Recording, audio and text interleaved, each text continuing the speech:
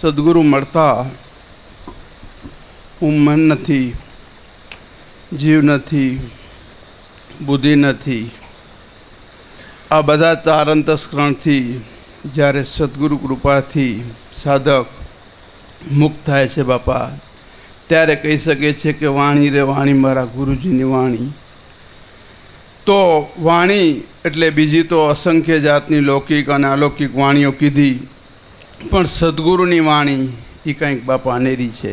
એ મા સંતો, મા પુરુષો, વેદશાસ્ત્રો બધા એના સાંગ પૂરે છે કે જો કોઈ એક વાણી હોય તો બધાથી સ્વરદમ અને સ્વરઉત્તમ એક વાણી કીધી, અને એને કીધું કે અજર અમર જે માર્ગે લઈ જાય એ વાણી. અને એ સદગુરુના બાપા મુખમાંથી આપણે સદગુરુની કૃપાથી પ્રાપ્ત થાય છે.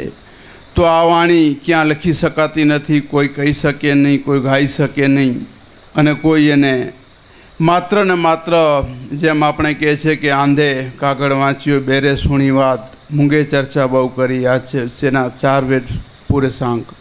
તો બાપા આ વાણી આની વાત કરી કે મહાપુરુષોએ કે જ્યાં કોઈ રીતે અનુભવમાં જેને આવી અને જેને ખબર છે એ આનંદ પામે છે. એટલે મનુષ્ય એટલું મહાપુરુષોના હિસાબે કહેવાનું થાય છે કે તારો સ્વરૂપ જ પોતે આનંદ છે, તારો સ્વરૂપ નિજાનંદ છે. પણ જેમ આપણે સાંજે મનીષ બાપાએ કીધું કે મનુષ્ય બીજા ત્રીજાને બધા ઉપર ધ્યાન આપવા લાગ્યો, બીજા ત્રીજાની ગાડી કેવી, ઘર કેવો, ઘોડો કેવો, ભાઈની કે બાજુવાળા પડોશીની સાડી કેવી, કપડાં કેવા, વહુ કેવી, કે ફલાણું કેવું, કે ફેક્ટરી કેવી, એમાં દુઃખી થઈ ગયો છે. પણ જો મનુષ્ય જે સદગુરુ મહારાજ જે આપણે ગુરુવચન આપ્યું એના ઉપર જો ધ્યાન આપે તો બાપા તું પોતે સચ્ચિદાનંદ સ્વરૂપ તું જ પોતે છો એવું આપણે ગુરુવચન જ પોતે ઓળખાવે છે, ત્યાં આનંદની પ્રાપ્તિ થાય છે. એટલે મહાપુરુષો કહે છે કે આ પદ માટે નિર્વાણી નિર્વાણી આ પદ છે.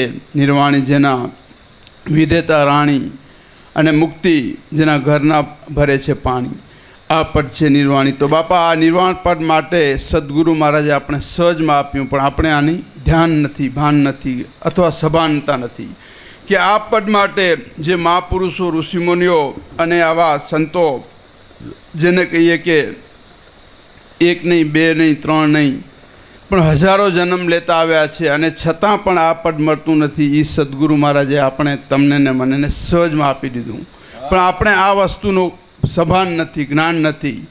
તો આ પદથી જ આપણે બાપા આનંદની પ્રાપ્તિ થાય છે. અને સદગુરુ શ્રી મહારામ બાપા ઘણીવાર સમજાવતા કે બાપા કુટુંબ સાબિત ધંધો વ્યવહાર બધું રાખી અને જેમ આંખમાં કણું પણ્યું હોય અને કેમ ડુંગરા જેવું મોટું લાગે, પણ જો આંખ સાબિત રાખે અને કણું કાઢી લે એવા કોઈ સદગુરુ મળે તો આપણે કહીએ ને કે એવું કોઈ વૈદ મળે, એવું કોઈ ડૉક્ટર મળે તો કહીએ કે હા ભલે આંખ સાબિત રહે અને કણું નીકળી જવું પડે.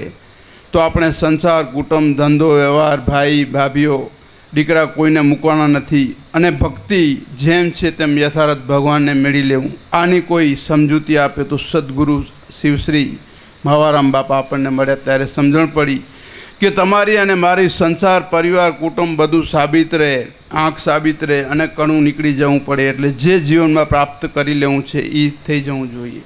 પણ જેમ મહાપુરુષોના અનુભવ પ્રમાણે દૂધ મટી અને મંથન થાય અને એમાંથી બાપા માખણ, અને માખણમાંથી પછી શુદ્ધ કેવળ ઘી જો મળી આવે તો આના માટે ગુરુવચનનું જે આપણે શ્વાસ ઉશ્વાસથી કોઈ સાધક મંથન કરે અને પછી જેમ કે છે કે હું દૂધ, પણ દૂધ નથી, તો દૂધમાંથી હજી જો કીટું આપણે છૂટો પાડીએ બાપા કહેતા, અને બાપા માખણ, અને માખણમાંથી નિરંતર ઘી મળી આવે, એ તારો શુદ્ધ બુદ્ધ આત્મા સ્વરૂપ તું છો.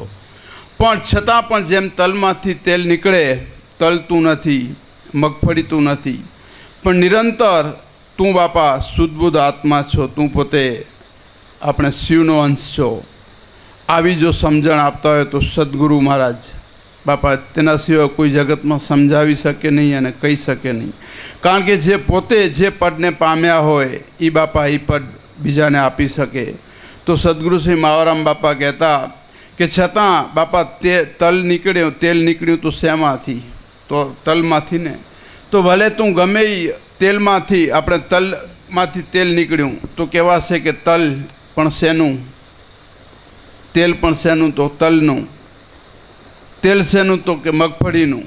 તો જે પણ તું કુટુંબમાં, જે જાતિમાં, પટેલ કયો, સુથાર કયો, લુહાર કયો, દરજી કયો, કોલી કયો, હરિજન, તો બાપા જેમ છે તેમ. તો તલ ક્યું, સંત ક્યાં કુળમાં જન્મ્યા, તો બાપા પટેલ જ્ઞાતિમાં, હરિજન જ્ઞાતિમાં.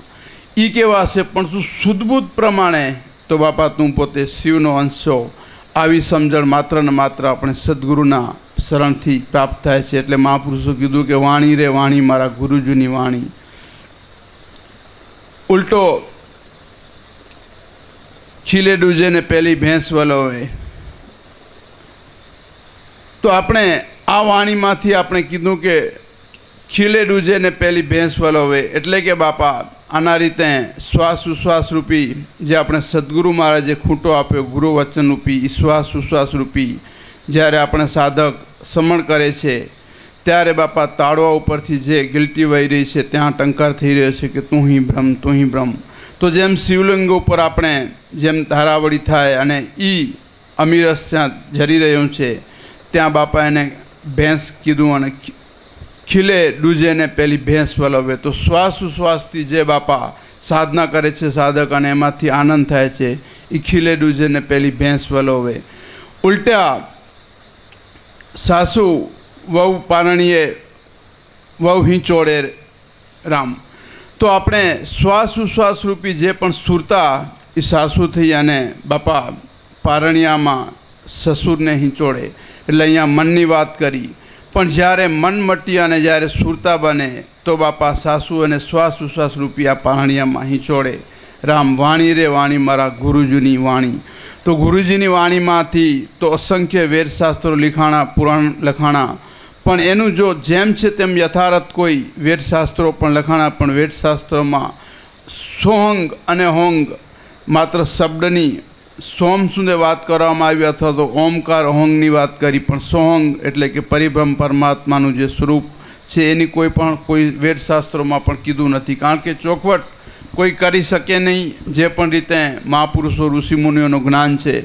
તો અહીંયા જે આ અહોંગની જે વાત કરવામાં આવી એના માટે જો કોઈ સમજે પણ ક્યારે જ્યારે સદગુરુ મળે અને વેદશાસ્ત્રો પણ ત્યારે આપણે સમજણમાં આવે કે શું કહી રહ્યા છે. જો સદગુરુ મળે ત્યારે, જ્યાં સુધી સદગુરુ નથી મળતા, ગુરુ વચન નથી મળતું ત્યાં સુધી આપણે આ અગાધ જ્ઞાન જે છે એને કોઈ ગૂઢ જ્ઞાન કીધું, કોઈ અગાધ જ્ઞાન કીધું, કોઈ નિરંતર જ્ઞાન કીધું, કોઈ કેવળ જ્ઞાન કીધું.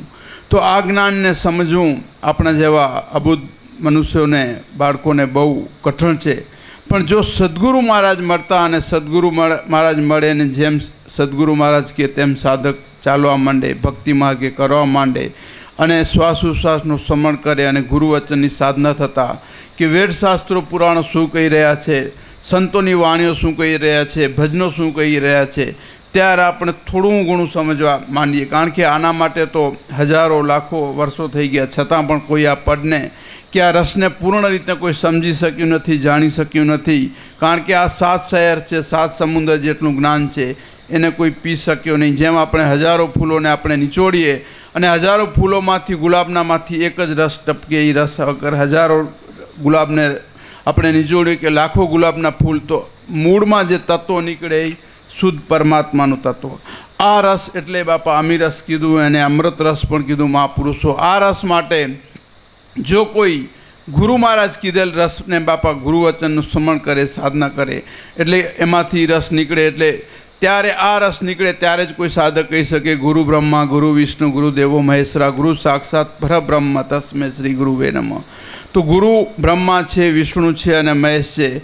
જે બ્રહ્મા છે એ સૃષ્ટિની રચના કરે છે. જો કાંઈ પણ શબ્દ નાભીમાંથી ઉપડે છે અને આપણે એમ થાય કે આપણે આ રસોઈ બનાવવાની છે કે આ વસ્તુ કરવાની છે, તો બ્રહ્મા છે જે નાભીમાંથી જે આપણે શબ્દો ઉત્પન્ન થયું અને એની આપણે જે પણ બારે ઘટના ઘટી અને જે આપણે કાર્ય કર્યું કે બારે જે પણ રચના થઈ સૃષ્ટિની કહો, તો આ બ્રહ્માજી એ સૃષ્ટિ એટલે શબ્દમાંથી ઉત્પન્ન થઈ અને રચના થઈ. અને આ માટે આવા આપણે રસોઈ બનાવી છે કે ભાત બનાવ્યા છે કે ભજીયા બનાવ્યા છે, જે પણ આવું શબ્દ ઉત્પ્યું અને એના માટે જે પણ કંઈ રસોડામાં વસ્તુ હોય ન હોય બારે લેવા ગયા અને કંઈ ચણાનું લોટ લાવ્યા, ડુંગળી બટાટા લાવ્યા અને કદાચ ભજીયા બનાવ્યા. તો સંચાલન કર્યું વિષ્ણુ, અને સંચાલન કર્યા પછી જે પણ ક્રિયા આપણે ભજીયા ખાધા કે જે પણ આનંદ કીધું કે ખેતરવાડીમાં પાક કર્યો અને 3 મહિના પછી આપણે એ વાવણીને લાણી કરી, પણ જે પણ ક્રિયા પૂર્ણ થઈ એને બાપા કીધું શિવ જે પૂર્ણાવતી કરે છે કે બ્રહ્મા વિષ્ણુ અને મહેશ. તો બ્રહ્મા વિષ્ણુ મહેશી બાપા ગુરુનો એટલે તમોગુણ, રજોગુણ અને સત્વગુણ ત્રણનું જ બાપા મૂળમાં જઈએ ઊંડાણમાં તો આદિ અનાદિ મધ્ય એક છે. તો આદિ જ્યાંથી શરૂઆત થઈ, મધ્ય અને અંત જેનો કોઈ અંત છે નહીં, કોઈ પામી શક્યો નથી, આવી જે સમજણ સદગુરુના ગુરુ વચનમાંથી મહાપુરુષોને બધાને પ્રાપ્ત થઈ. એટલે કીધું કે બ્રહ્મા ગુરુ વિષ્ણુ ગુરુદેવો મહેશ્વરા ગુરુ સાક્ષાત પરબ્રહ્મ તસ્મે શ્રી ગુરુ વે નમઃ. તો આના માટે કીધું કે ખેતર પાક્યોને પહેલાં રખેવાને ખ્યાદું, ઉલટો પારાધીએ મરઘાને ઘડ્યો રામ. ખેતર પાક્યું એટલે કે સદગુરુ મહારાજે જે આપણા આ રડેપટ ઉપર બીજ વાવ્યું અને જે આપણે વાવણી કરી, આ ખેતરની વાત કરી. ખેતર પાક્યું ને પહેલાં રખેવાળને ખાધું, ઉલટો પારાધીએ મરઘાને ઘડ્યો રામ. તો સદગુરુ મહારાજે જે આપણા રડેપટ ઉપર બીજ આપ્યું અને એમાંથી જે આપણે જ્ઞાન થયું અને ખેતર પાક્યું એટલે બીજું નહીં પણ ખેતર પાકવું એટલે કે જ્ઞાન, ધ્યાન, આધીનતા, વિચાર, વિવેક, રહેણી કહેણીના જે પણ આમાં ઉગાવા થાય, ફૂલ થાય અને જે ખેતર પાક્યું એમાં રખેવળને ખાધું. પણ ઉલટો પારાધીએ જે આપણે મન મટી અને સુરતા બની અને જે મનરૂપી જે બગલો હતો એને પારાધીને ઘડ્યો રામ.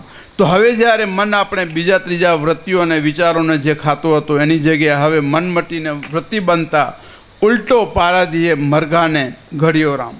તો આવી જો સમજણ આપણે મેળવી હોય તો માત્ર અને સમજણ થતી હોય તો મહાપુરુષોના ભજનો વાણીઓમાંથી, સત્સંગમાંથી. એટલે મહાપુરુષો કીધું કે જે પણ કાંઈ કાર્ય કરતા જઈએ, કરતો જા ઘરના કામ અને લેતો જા હરિના નામ. તો આપણે ધંધો, વ્યવહાર, પરિવાર બધું સાબિત રાખી અને જ્યારે સમય મળે ત્યારે સંતોનું સમાગમ કરી લેવું. સાંજે મનીષ બાપાએ આપણે આ જ વાત કરીને કે આંબલીએ આસન આંબલા વૃક્ષની છાયા છોડ કે આંખલી આસન ક્યું રખતા. તો આંબાની વૃક્ષની જે વાત કરી એટલે કે સંતો મહાપુરુષોનું બાપા સાનિધ્ય, એ આપણે આંબલાની વૃક્ષ એટલે છાયા કીધું, અને આંકડી આસન એટલે કે કુસંગરૂપી કે બીજા કામ, ક્રોધ, મોહ કે સંસારના આ બધા વસ્તુઓ મૂકી અને જે સંતોનું સામર્થ્ય કરી લેવું અને મહાપુરુષો આંબલી આસન કે આંબાની છાયા કીધું. તો આવા આપણા ધનભાગ કહેવાય કે આવા સદગુરુ શ્રી મહારામ બાપા, જગદંબા સ્વરૂપ શ્રી મુક્તામાં અને શ્રી મનીષરામ બાપા જેવાનું આપણે સાનિધ્ય મળ્યું.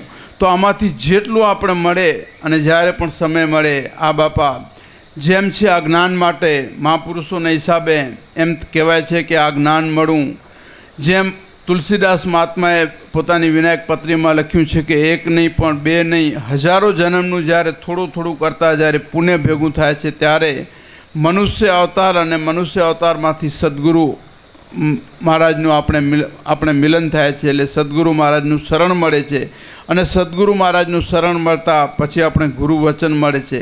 તો આજે 1, 2, 3, 4, 5 નહીં પણ હજારો જન્મનું જ્યારે થોડું થોડું આપણે ભાવરૂપી પુત્ર જન્મે અને એમાંથી 5, 25 પારણીઓ બંધાતું, 5મે પુત્ર જન્મતો 25 પારણીઓ બંધાતું, 100 સગાઈ થતી અને 1000 થતા લગ્ન. તો 1000 વર્ષનું જ્યારે આપણે લગ્ન થતું એટલે કે સદગુરુમાં આપણે લગ્ની લાગી અને કે લગ્ન કીધું કે હજારો વર્ષની આપણી થોડી ઘણી આમ કરતાં કરતાં બાપા ઘણીવાર દ્રષ્ટાંત આપતા હતા કે આ બાપા પાઈનું આપણે કમાણી છે. જેમ આપણે બકાલી અને સોનારા પેઢીઓની કે વેપારીની બાપા ઘણીવાર દ્રષ્ટાંત દેતા કે બકાલા બાજુમાં ગામમાં એક શેઠ રહે અને ત્યાં શેઠની બાજુમાં જ પડોશીમાં જે બકાલીનું મકાન 4 કે 5 ગલી મૂકીને, તો બકાલીના ધંધામાં તો બમણા ત્રમણા થાય. તો બહેનો શેઠની સાથે શેઠના ઘરવાળીથી આ બકાલીના ઘરેથી હતા બેનની મુલાકાત થઈ અને કીધું કે અમારા ધંધામાં અમારા પતિ જે છે એવો ધંધો વેપાર મોટો છે, બિઝનેસ છે કે રોજ બમણાને ત્રમણા કરે છે. ઓહો, બમણાને ત્રમણા! આજે કોમ્પિટિશનનું જમાનું, એમાં 10-20 રૂપિયા 10-20% મળે તોય ઘણી મોટી વાત થઈ ગઈ ને એમાં બમણાને ત્રમણા. એટલે કીધું એમ તો આ જે બેન હતા બહુ મોટી મોટી વાતો મારી જેમ કરી.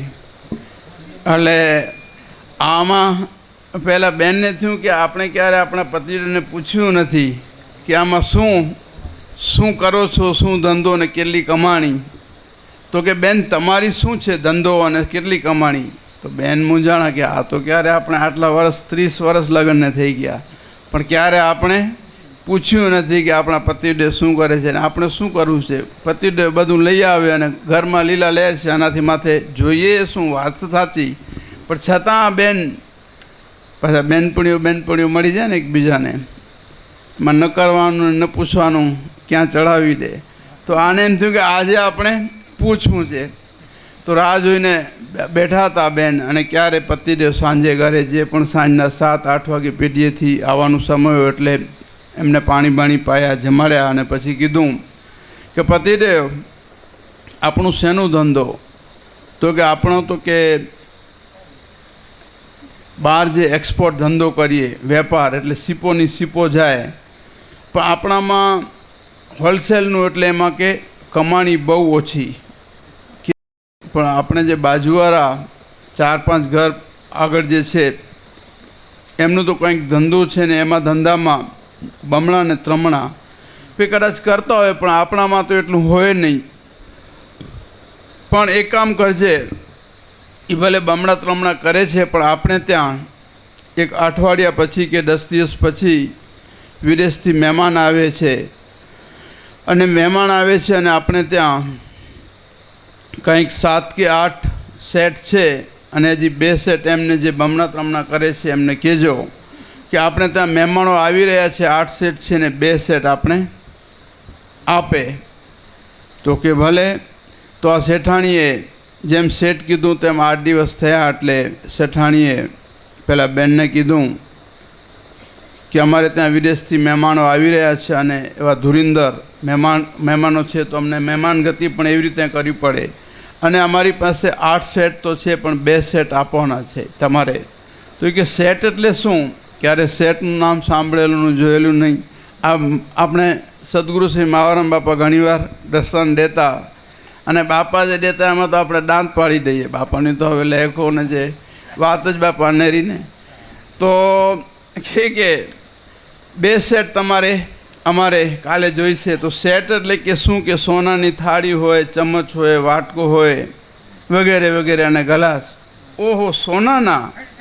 અને એમાં 2 સેટ અમારે આ માટીના પણ તૂટેલા છે કે હા આંડલાના. બાપાએ કંઈ કહેતા કે આ તૂટેલા છે કે હાંડકામાં ખાઈએ છીએ એવું બાપા કંઈ કહેતા.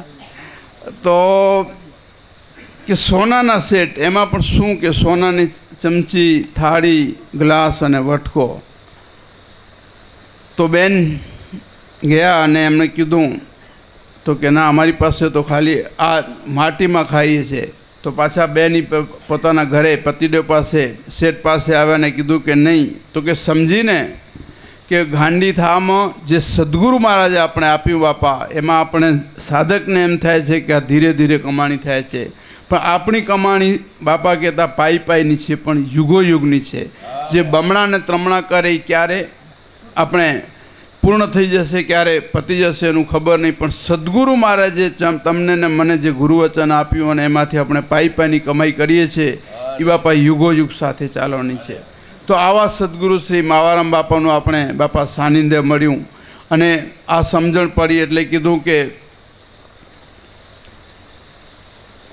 માથે હાંડીને ઉપર ચૂલો ચલાવ્યો, નેવાના પાણી મોભારે ચડશે રામ. તો નીચે હાંડી એટલે આપણે એમ થાય કે ચૂલો ઉપર કેમ થાય? તો સંતોની બાપા અગાધ અજ્ઞાન અને ગુઢ રસ્યો છે. નીચે હાંડીને ઉપર ચૂલો જલાવ્યો એટલે આપણે બાપા શ્વાસ ઉશ્વાસ રૂપી આપણું આ જે દેહ છે એને બાપા ચૂલો કીધું અને ઉપર ચૂલો જલાવવું એટલે કે આપણે ગગનમંડળમાં જ્યારે શ્વાસ ઉશ્વાસથી જે આપણે સમણ કરીએ છીએ તો આપણે નીચે હાંડી એટલે ડેને હાંડી કીધી મહાપુરુષો, અને ઉપર ચૂલો એટલે ગગનમાં જે આપણે શ્વાસ ઉશ્વાસથી જે ધુમાડો થાય છે એને બાપા મહાપુરુષોએ ઉપર ચૂલો જલાવ્યો. નેવાના પાણી મોભારે ચડશે એટલે કે જ્યારે આપણે ઉલટો દમ કરીએ, શ્વાસ જે સીધો જઈ રહ્યો છે એને ઉલટો દમ કીધું, અને ઉલટો દમને બાપા મહાપુરુષો કીધું કે નેવાના પાણી મોભારે એટલે નીચે તો આવે પણ ઉપર જશે. તો આવી જો જ્ઞાન જ્યારે આપણે જ્ઞાન સદગુરુનું શરણ મળે ત્યારે આપણે સમજણ થાય કે આમાં બાપા શું રહસ્ય રહેલ છે.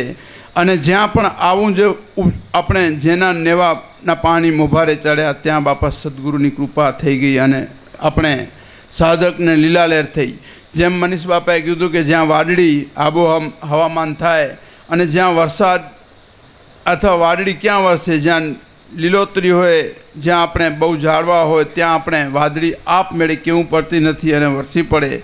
તેમ જેના પણ બાપા મોભારે પાણી ચડ્યા એટલે કે શ્વાસ ઉશ્વાસથી ત્યાં સદગુરુની કૃપા આપોઆપ વરસી પડે છે, ત્યાં કેવું પડતું નથી.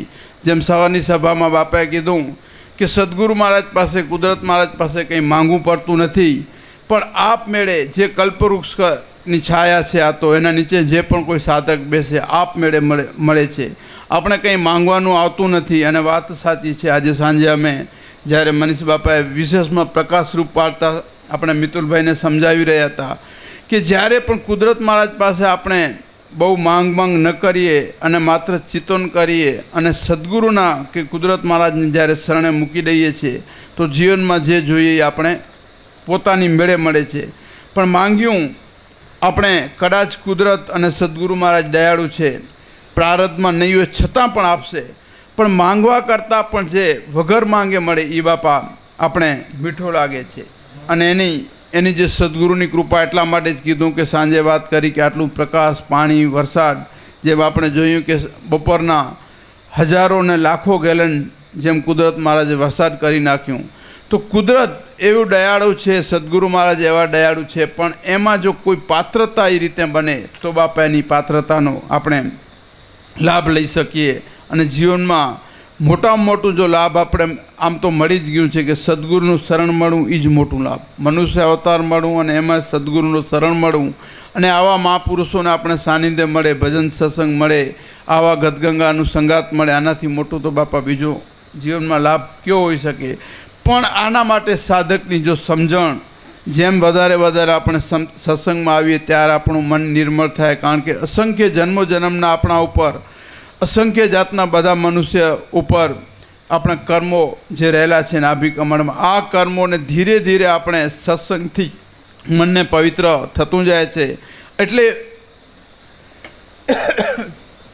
ગોરખનાથે કીધું કે મચ્છંદર પ્રતાપે જતી ગોરખ બોલ્યા, મેલી મમતાને ભયો અવધૂતો રામ.